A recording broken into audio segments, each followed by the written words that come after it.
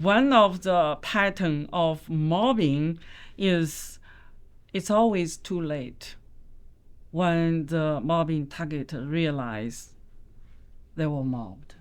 It's always too late. So what kind of advice or suggestion you can give to the early career professionals? Mobbing works best when the mobbing target has few alternatives to the job that he or she is in. Then you can really persecute this person, destroy that person's life, because there's not much alternative. So the single best corrective is to, this may sound harsh, to keep your bags packed in case you need to pull up stakes from this workplace and go to another one. Don't invest yourself too completely in any workplace. Don't make it like you're married to it, because you just might get divorced. And so the best advice that I would give on the basis of my research to people early in their careers is keep your eye out for what's going on in the workplace and be sensitive to even subtle social processes that are going on. And if you see the handwriting on the wall that it looks like you're being pushed out, act accordingly. I think that would be good advice. Another way of saying that is don't be too principled. Because if you're too principled, you're going to suffer for it. Exit properly.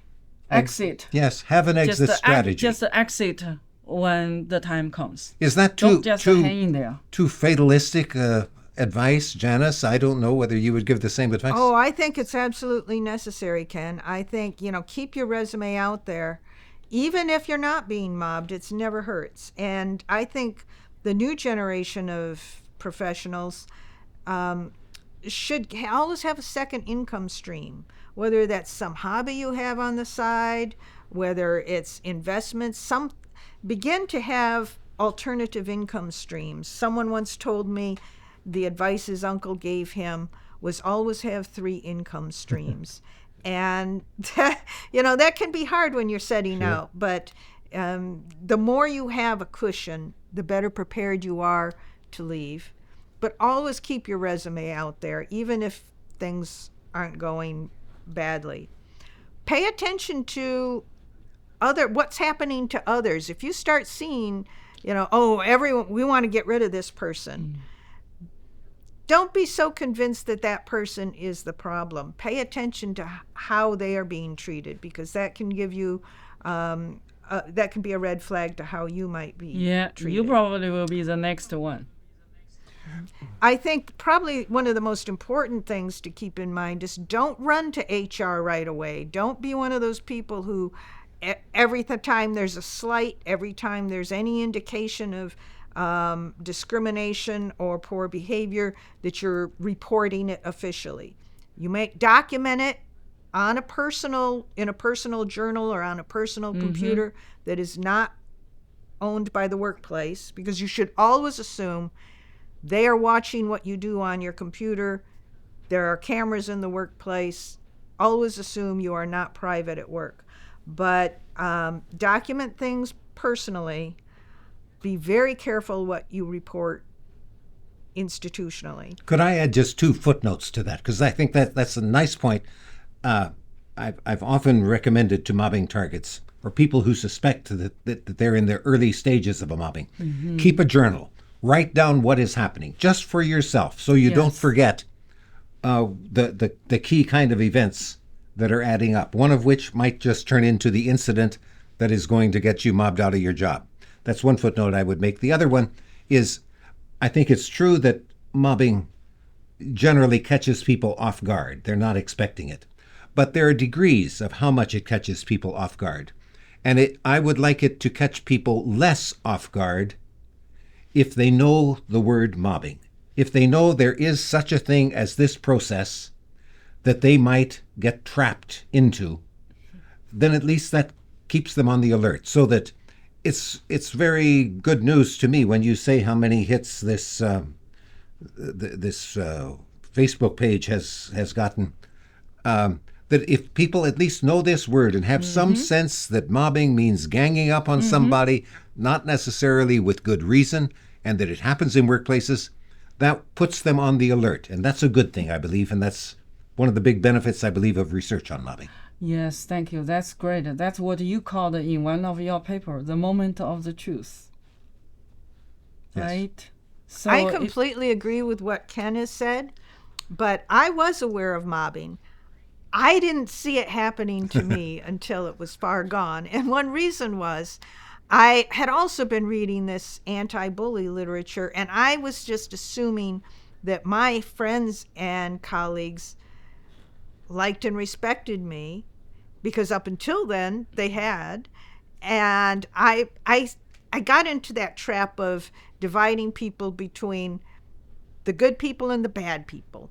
The ones I can trust, the ones I can't trust. So I was totally unprepared for when the people who were closest to me, for the people who had respected me for years, the people who had been my friends, began to turn.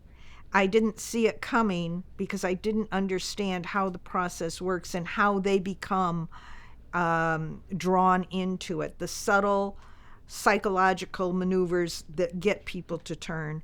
And so I think the important thing to understand about mobbing is even good people will engage in it.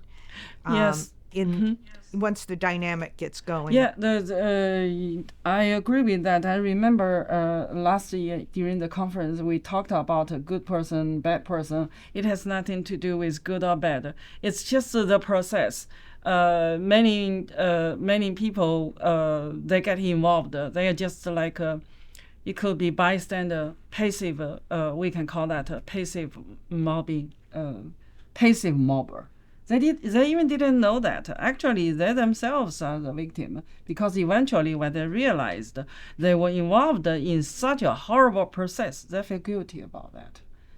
Yeah, to continue with what Ken just said, it's so great. It's so great for people to know about the term mobbing. Instead of just misperceive that as a bullying. When they know that this is a mobbing process, they will be well prepared. I remember there was an author. You mentioned that to me last year. You said he emailed you. He said, I wish I could have read your website earlier. Right? Yes. Yeah. Oh, I've gotten many emails like that. Yes. Yeah, so I also got emails from people who participated in our conference, the Niagara conference on workplace mobbing, which this year is our third year conference, and we made it annual. I received several people email me said this conference saves life. So I guess this just fit what you just described. So. People know about this term, so they know about it. They will be, so it's anticipated, the process. So they know that in advance, instead of by the end of the mobbing stage, it's too late. What has kept me going in this area of research for the past 30 years is, and this is really true, is all the emails of appreciation that have come in with many people saying, learning about this research has saved my life or whatever. And so then I figure, hey, I guess I'm doing something worthwhile. And I remember so that. I continue to do research in the area. And let me tell you, I began doing this research after I was already a career sociology academic for 25 years. Nothing I did in the first 25 years of my career comes even close to the appreciation that I've gotten from the research that I've done in the past 25 years. So that's very happy. I feel like, I mean, this is I'm living my dream. You made great contribution to the whole workplace mobbing study. Yeah. Mm-hmm. I would agree with Ken, and I've even heard from a few celebrities who've contacted me who've read my work, and it has helped them deal with attacks that they have been getting.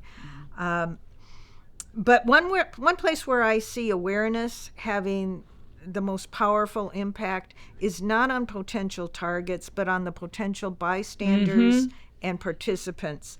The more that we can raise awareness, the more people can begin to see that when there's this gossip and consensus against the bad employee, that maybe it's not that at all. Maybe something else is happening. And hopefully we'll get better leaders in workplaces who, when they hear, this worker has to go, where I've had nothing but problems since they came along, higher levels of leadership will recognize maybe we should listen to the worker and not the manager who is telling us everyone wants them out. So I think by raising awareness among potential bystanders, participants, and higher levels of leadership, it may diminish, or at least people are better prepared to understand what's going on. Yeah, there are many. It seems there are many topics we could talk about. Another one thing is what Janice just mentioned, the bystander. It is true. We all know that the mobbing. I read your article in one of Ken's article. It said that mobbing case is rare. Yeah, it's just think about the process. And also in related to what Janice just said, the bystander, we and also related to what we all have been doing, the research on that and to create the science of workplace mobbing. So what is the purpose of that? In relating to this bystander, see the specific mobbers, because of all kind of reasons. People say why we call that the mobber profile, which is difficult to know because nobody would admit they are the mobber. But it does exist. There's nothing we can do.